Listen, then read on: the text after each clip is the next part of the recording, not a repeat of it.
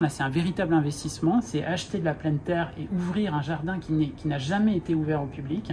Donc c'est un gain énorme pour Paris, c'est une des dernières opportunités dans Paris de faire ça, il faut absolument la saisir. Dans le quartier Montparnasse, il y a le monastère de la Visitation. C'est une grande parcelle avec un jardin de 5500 m². Et là, c'est imminent, il s'apprête à détruire une partie de ce patrimoine bâti et du jardin pour bétonner. Alors on est devant la vacherie du monastère de la Visitation. C'est complètement atypique en fait dans Paris. C'est une chapelle néogothique et qui doit dater du milieu du 19e siècle, que les sœurs ont voulu conserver tout en créant une vacherie pour avoir du lait. Donc elles ont demandé à leur architecte de faire une arche en fait qui enjambe cette chapelle pour la préserver et pour construire juste à côté le bâtiment de la vacherie.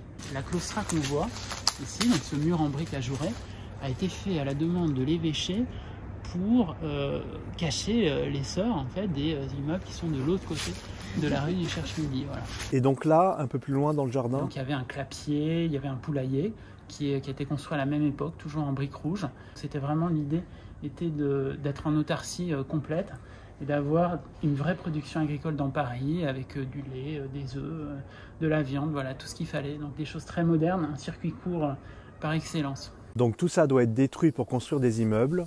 Et de l'autre côté du jardin, pareil. Ils vont détruire ces deux oratoires pour partir du mur, jusqu'à peu près ici. Et donc tout ça, ça va être détruit.